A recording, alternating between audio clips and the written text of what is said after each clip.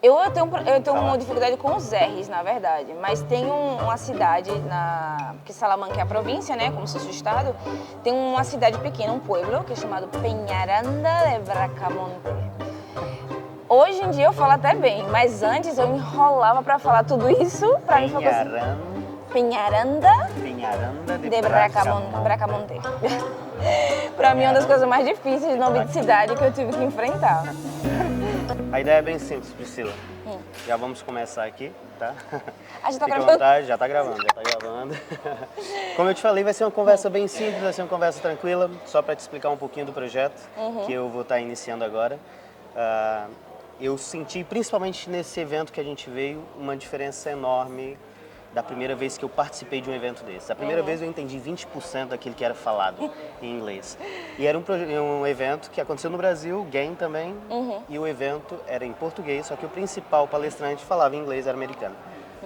E dessa vez, o evento é absolutamente todo em inglês, passaram-se 10 anos e eu entendo 80%, quase 85% de tudo que apareceu. Para mim, é triste, eu acho chato isso, porque não foi uma questão de não querer. Era querer, mas só que a prioridade virava acabando a situação de sobrevivência. Então, o que eu decidi foi fazer o seguinte, eu acho que se eu tivesse ouvido algumas coisas quando eu era mais novo, incentivando principalmente a parte do idioma, eu acho que a história hoje seria completamente diferente.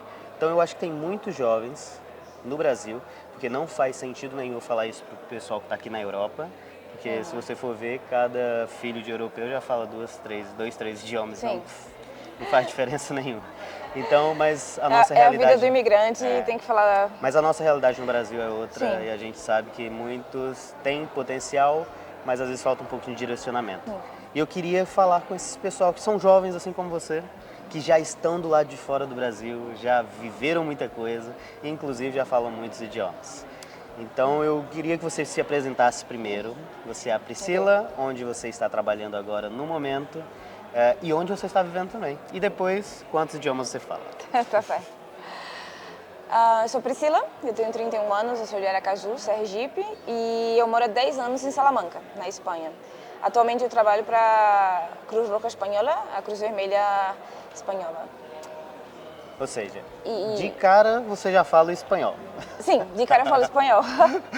O português, né, do nosso brasileiro, eu falo espanhol, eu falo inglês, eu finjo ali que eu falo um pouco de gallego, um pouco da região da Galícia. Gallego talvez é uma variação do espanhol? Não, o gallego, não fala isso, que eles vão dar um surto. Eu já tô Eles vão surtar com você.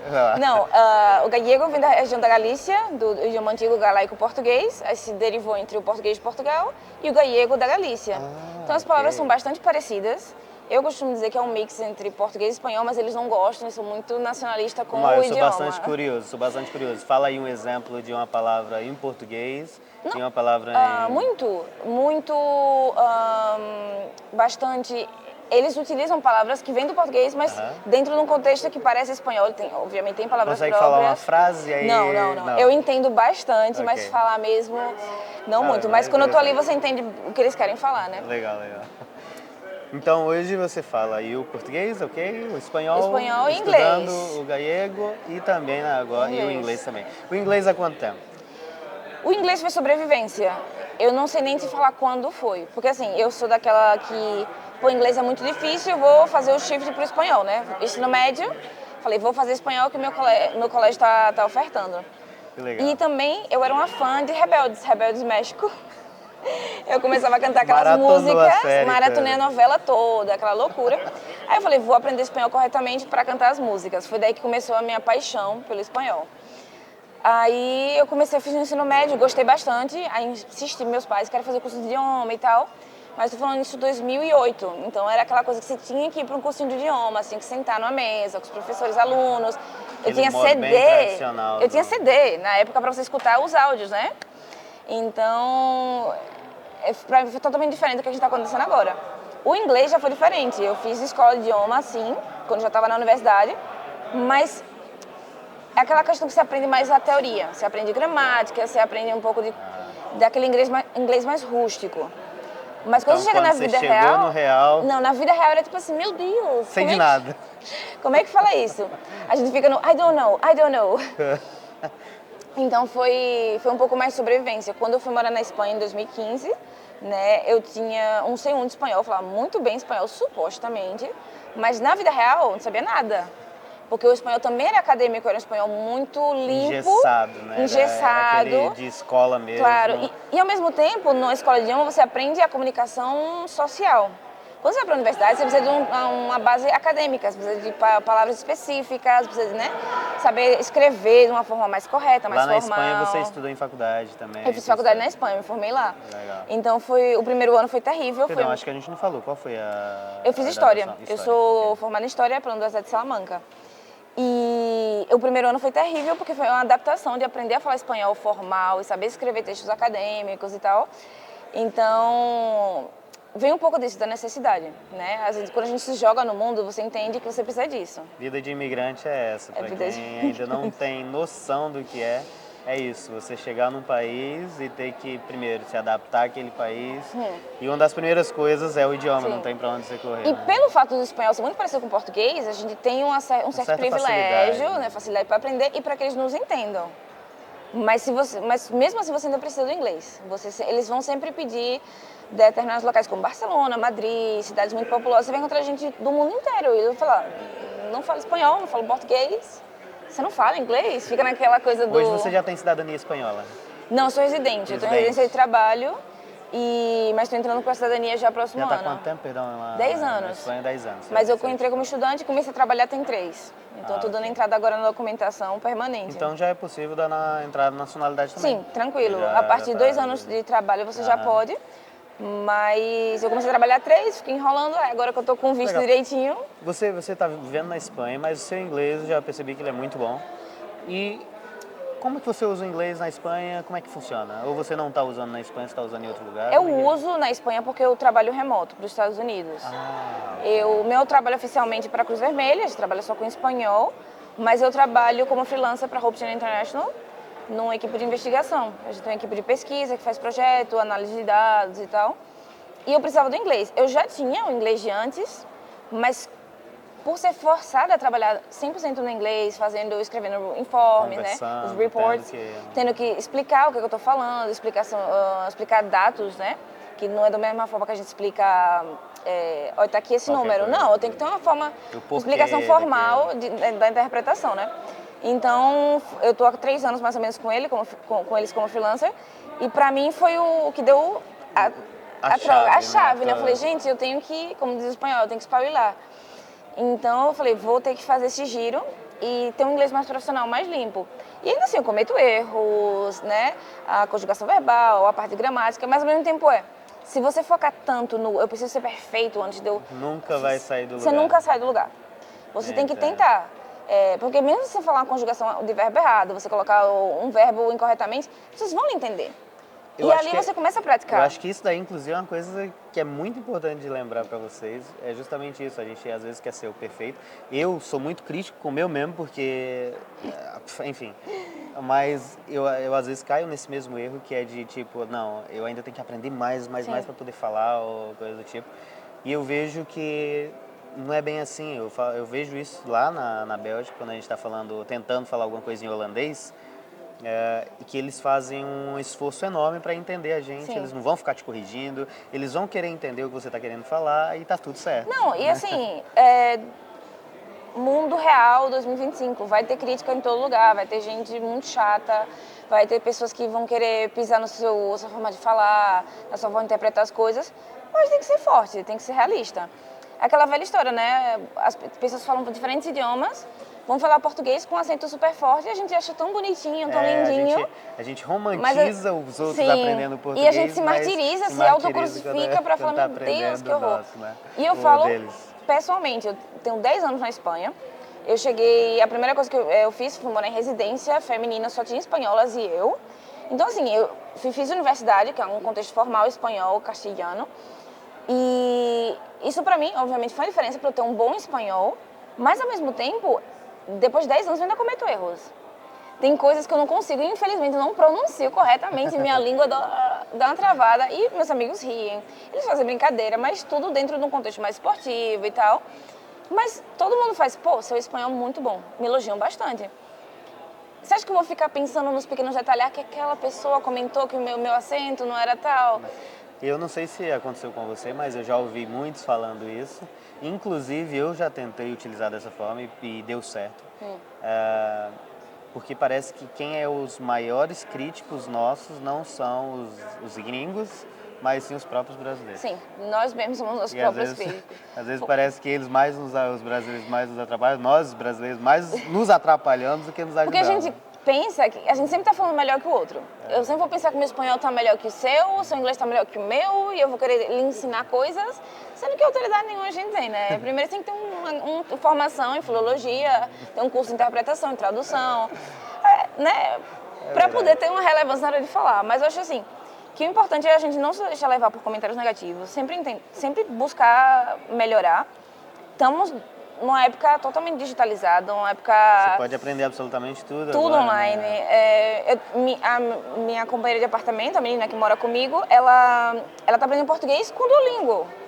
E em uns meses ela já consegue formar frases. É incrível. E ela é alemã. Então, assim, vem da base do interesse, de se falar, poxa, agora eu quero focar nisso. Eu quero fazer o melhor que eu posso fazer, eu quero aprender esse idioma, eu vou centrar nisso aqui. Pergunta que não quer calar. Qual a importância, hoje você fala bem o espanhol, fala bem o inglês, dos dois idiomas, acredito talvez o inglês seja o mais utilizado para fora. Qual a importância desses dois idiomas hoje, que você vê na tua vida em termos do que você conseguiu alcançar, ou do que você está alcançando, as portas estão se abrindo? Qual a importância disso para ti? Assim, pessoalmente, eu acho que idiomas é sobre objetivos. Qual objetivo você tem na vida? O que é que você quer fazer? Quais são os seus planos? O inglês, por mais que vocês falem de mandarim, ou francês, outros idiomas, o inglês sempre vai ser um idioma internacional. Para aeroportos, para hospitais, para agências de imigração, passaporte, tudo. Sei, para onde você for, pra onde você for, o inglês pode usar. Eu vou colocar aí 30, 50 anos, mas o inglês ainda vai ser bastante importante. Então é um pouco a mais de... Tem mais a ver com a sobrevivência internacionalmente do que outra coisa. Porque dentro do Brasil, realmente, você vai dizer, para que eu preciso de inglês? Mas se você tem o objetivo de sair fora, você tem que saber. Um mínimo, a comunicação básica, mesmo que o seu acento seja estranho, mesmo que você cometa erros, você tem que saber entender o que as pessoas estão falando para você. Tentar minimamente comunicar claro. Aquilo que você quer. E o espanhol, no meu caso, foi questão pessoal. Eu me apaixonei pelo espanhol, me apaixonei pela Espanha, só de ver em livros, né, de ver internet, falei, quero ir para esse lugar. Eu botei o objetivo, falei, quero estudar em Salamanca. Fiz um intercâmbio de um mês, me apaixonei ainda mais, falei, quero voltar para a universidade. E eu vou melhorar em um ano meu espanhol para poder ter um nível universitário, tirar o meu diploma do DELI de C1 e entrar na universidade. Então esse é o meu objetivo. Eu escutei, por exemplo, aqui na conferência que a gente tá, a gente falando, para que eu aprenderia a falar búlgaro, ou falar romeno, ou tcheco? Eu falei, se você quiser para esses países. Talvez não tenha uma importância internacional agora, mas se o seu objetivo é morar na Romênia, é morar na República Tcheca, é você ir para a Espanha, você tem que aprender esses idiomas. Inclusive, relacionado a isso, como a gente está na Bélgica lá agora, morando na Bélgica, eu caí nessa armadilha do pessoal dizer assim, brasileiro chegar para mim e dizer assim, por que você está estudando holandês se você só vai usar aqui? Sim. Aí eu falei assim, cara, mas eu tô aqui, eu tô vivendo aqui. E outra coisa, se eu aprender, qual o mal nisso depois? Quem está perdendo? Sim. Eu estou perdendo ou eu acho que são as duas coisas. O primeiro é o contexto que eu sempre coloco. Um contexto de segurança, que você vai poder falar e ser ouvido. Um contexto que você mora, então você precisa falar no hospital, numa padaria, com a polícia, com seu melhor amigo. Você precisa usar um idioma local. Mas, ao mesmo tempo, é um pouco de respeito pela cultura que você está. Poxa, você quer morar na Bélgica, numa região que eles falam holandês, por que não aprender? Eu quero morar na Espanha, eu não posso obrigar as pessoas a me entenderem em português. Eu não posso obrigar elas a entender nem inglês, que é internacional, mas eu posso falar porque a maioria entende. Mas eu tenho um respeito para aquele lugar, eu sinto a sensação que eu quero morar aqui, eu quero trabalhar, eu quero construir uma vida aqui. Poxa, eu vou aprender, eu vou dar o melhor de mim. Tem que ser da sua parte a acontecer isso. E agora, para a gente finalizar, essa conversa ia longe, essa parte de idiomas eu gosto bastante.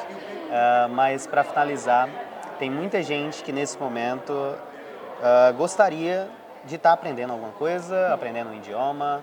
Primeiro, eu gostaria que você indicasse qual idioma que ela poderia já iniciar aprendendo. Depois, como foi, pelo menos umas três dicas que você recomendaria, que você utilizou ou que você aprendeu no decorrer de outro caminho, de como que essa pessoa pode aprender mais rápido o idioma. Certo. Eu vou fazer meu merchan, eu vou soltar, eu recomendaria sempre espanhol. Não só porque é uma língua maravilhosa, porque eu amo demais, mas porque é muito similar, é muito parecido ao português. O que é o que a gente chama de faca de dois gumes. Porque você vai se sentir muito confortável para falar mal. Para dizer, eu tô entendendo, você tá me entendendo? E você nunca vai querer melhorar. O espanhol tem essa complicação. Mas ao contrário, quanto mais você se esforce, mais você quer aprender a falar corretamente, se expressar corretamente, você vai ver que é uma língua maravilhosa. Mas ela lhe dá a vantagem que é muito mais prático, é muito parecido. A conjugação verbal, que é o que mais aprende a gente nos outros idiomas, é praticamente idêntico. Né? Então, eu sempre recomendo o espanhol. Pessoalmente, vamos considerar também que eu sou 94, não sou tão jovem assim. Eu comecei a estudar no início dos anos 2000, então, assim, pra mim, eu sempre usei música. Música e letra de música. Aquele famoso, a gente não tem dinheiro nem pra imprimir, pegava, ia na lan house, dava ali R$1, botava a letra de uma música no site, aleatório e começava a escrever à mão. Então, pra mim, essa era a minha realidade. Mas agora a gente tem apps, a gente tem um montão de oportunidades gratuitamente. Então, nesse contexto agora, se eu fosse voltar a estudar, eu colocaria algum app de aprender idiomas. Eu procuraria ler jornal. Eu, por exemplo, com o caso do espanhol, eu lia bastante El País. Tentava buscar online, já com o passar do tempo, quando eu tinha já um nível melhor para leitura, e eu lia bastante. Mesmo que você não entendesse, mas você vê o contexto daquela história, daquela notícia jornalística, e você se jogava nesse contexto. E aprender. Inclusive, e querer aprender. Inclusive, só para dar uma dica já de cara aqui, que é um aplicativo que eu estou utilizando, é esse daqui, ó, Lingolooper. Esse é um aplicativo muito bom, depois vocês podem olhar, não estou recebendo nada por isso, mas... quem dera se vocês pagassem por isso, né? Mas olha, ele é tipo, eu vou mostrar depois umas imagens aí, mas ele é tipo um jogo. Você vai escolher o idioma que você vai querer aprender legal. Aqui. E depois que você escolheu, vamos supor que seja o inglês, você colocou aqui, tem um avatar, digamos assim, que vai conversar com você o tempo todo. Welcome to New York. Vai ter uma conversa literalmente com você. Estamos na Mas é bem legal, ele vai começar aqui, você vai responder tudo aqui direitinho e ele vai te corrigir na hora, então... Minha nova empreitada é o alemão, talvez eu comece a usar na aplicação. Welcome to New York. Depois. Inclusive, nessa parte do espanhol, é uma coisa que eu assumi que eu quero fazer agora também. Eu quero sair daquela famosa frase que todo brasileiro fala. E você vai concordar. Você fala espanhol? Eu falo portunhol. Portunhol. Isso, depois de um tempo, eu falava demais isso. E eu disse, caramba, meu pai, eu tenho que sair disso, cara. Por que eu não posso? A pessoa perguntar, você fala espanhol? Sim, eu falo espanhol. Porque a gente cai muito nesse erro que você falou de a gente achar que porque a gente está entendendo, que a gente está falando um pouco ali, a gente já está falando e o portunhol está tudo bem. E principalmente, na verdade, não. Se a nossa intenção é trabalhar na área de comunicação, o famoso, você quer falar e quer ser ouvido. Então a gente tem que dar voz à razão e dizer, poxa, não quero saber de portunhol, eu quero falar espanhol. Né? Porque o portunhol é um português mal falado, um espanhol mal falado, não é um gallego de nenhuma maneira. E você fica nesse limbo e nunca sai disso. Porque afinal a gente tem a questão da zona de conforto, né? A gente sentou e falou, todo mundo tá me entendendo. Mas não é assim, né? E eu acho que a gente tem que ficar bem atento principalmente nessa questão de idiomas, eu tenho percebido bastante isso, que é a gente tem que levar em consideração, ok, os gringos eles não estão nem aí pro que você está falando, entre aspas, mas o importante é comunicar. Mas a partir do momento que você conseguiu se comunicar, agora eu acho que chega o momento de você dar o segundo passo, que aí sim é aperfeiçoar o teu idioma para que você possa se sentir mais confiante ao falar. E não cair no erro, principalmente nosso brasileiro, de ficar no portunhol. E aquela questão, quando você procura estudar um idioma para a área acadêmica, para uma área de estudos universitários, você precisa ter um bom nível de escritura, você precisa escrever bem, você precisa se explicar bem naquele idioma. Se você quer para a área de trabalho, você precisa se comunicar, você precisa falar. Ninguém vai lhe contratar falando portunhol. Vocês querem que você tenha firmeza na hora que você vai aplicar os seus conhecimentos. Então, é algo que... É aquela questão também, a gente não pode ter a vergonha de usar. Se nesse momento você acha que você está falando portunhol, se joga nos livros, se joga no estudo na internet, aproveita os apps gratuitos, se conecta com pessoas online. Um monte de gente que fala, eu falo espanhol com você, você fala português comigo, e a gente vai trocando, fazendo essa mistura de línguas. Eu tenho tentado estudar bastante técnicas para poder aprender mais rápido, porque eu preciso agora, Quando você chega na cidade já depois dos 35, nos 35 aí pra frente, você já não tem mais muito tempo, porque você está com as outras coisas ocupadas.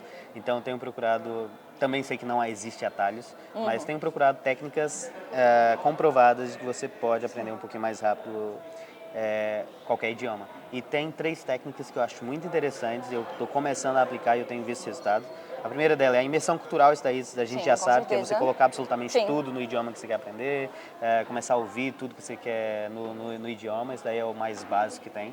Mas tem uma que eu acho muito interessante, que é o shadowing, que é você fazer realmente a repetição de alguma referência que você achou.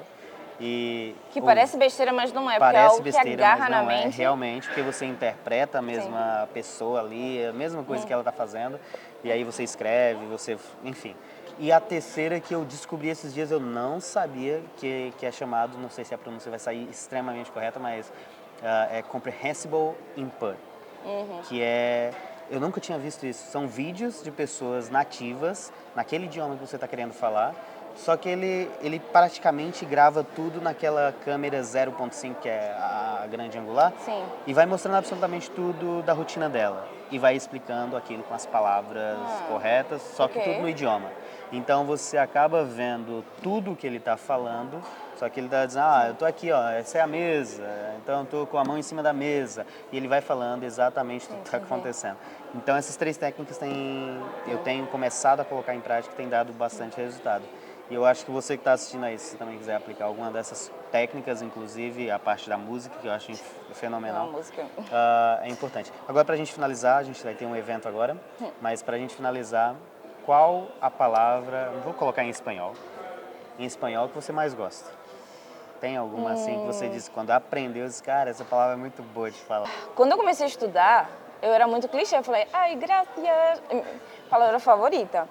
Mas eu não... Vai ser clichê também ainda, mas em 2025, para mim, ainda é a expressão, palavra, é balé. Balé? Balé. Ah, de balé? Ah, balé. Porque isso serve para tudo. Balé, balé, balé, balé, balé, balé. Que sim, balé. Só para explicar para eles o que significa, pelo menos uma dos significados de balé. Balé, basicamente, seria o nosso tô de acordo, ok, valeu, pode ser, isso aí mesmo. Mas é uma palavrinha pequenininha que você pode usar para confirmar o que você quiser. Então, e é escrito com V, não é com escrito V, com V, V-A-L-E. Mas para mim, assim, é incrível. Você colocou, valeu. Dá certo.